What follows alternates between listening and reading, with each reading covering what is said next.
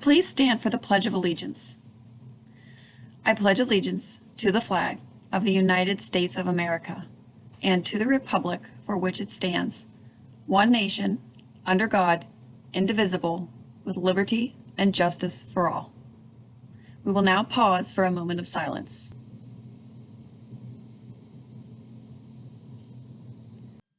Good morning, Dragons. It's Monday, October 27th. I'm Andrea. And I'm Diego. And here's the news and announcements. We'll be going over the Friday Night Film Festival, a band concert, makeup picture day, and creative writing club. Stay tuned.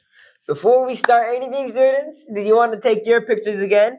Well, make sure to remember that tomorrow is makeup picture day. Don't forget. Isn't that right, Andrea? Yeah. Too bad I don't plan on retaking my picture. Anyways, today the Friday Night Film Festival will be held inside the theater from 6 p.m. to 8 p.m., just in case you didn't know. And if you think that's all, you're dead wrong. Tomorrow, there is also a band concert from 6 to 7:30 p.m. It's free, so if you have some spare time, think about joining to support our band. Now, moving on. Creative Writing Club is going to be hosting a Spooky Stories Around the Campfire on October 28th in the library from 2:30 p.m. to 4 p.m.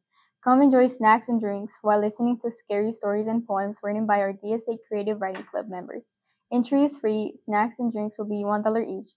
So if you're hungry, make sure to bring money. Hey, speaking of hungry, I'm starting to get a bit hungry too. So let's talk about what we will be having for lunch. Today we'll be having a pepperoni and vegetarian pizza, cheeseburger, hamburger, and the amazing grab-and-go turkey wedge, fruit, and as always, your very own choice of milk. That doesn't sound too bad, but let's move on to our spooky and scary fact of the day. Did you know That the early version of Disneyland's Pirates of the Caribbean ride used real-life skeletons because they didn't think the artificial skeletons looked realistic and scary enough? Well, if you didn't know, now you do. Good morning, Dragons. I'm Cash.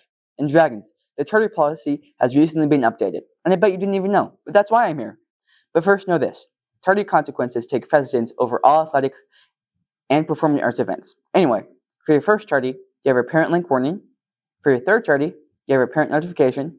For your fifth tardy, you have an SSIF conference. And 1 day of after-school detention from 2:25 p.m. to 3:25 p.m. After your seventh tardy, you'll lose extracurricular participation for the quarter, as well as 2 days of after-school detention. For your ninth tardy, you have 2 days of in-house suspension and a parent meeting. For your 11th tardy, you have 3 days of in-house suspension. For your 12th tardy, you have a 5-day TEP for continuous disregard for school rules and a parent meeting. For your 14th tardy, you'll have a 7th-day TEP for continuous disregard for school rules and a parent meeting. For your 16th tardy, you'll have a 10-day TEP with instruction pending recommendation for 45-day fire program for continuous disregard for school rules and a parent meeting. Also, students can have first block tardies excused on the day of the tardy.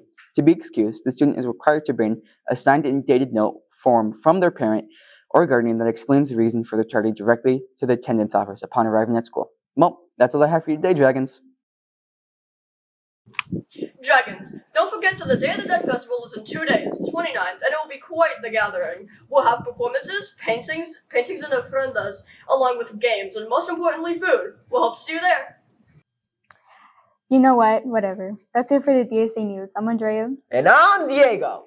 Have a great day, everyone.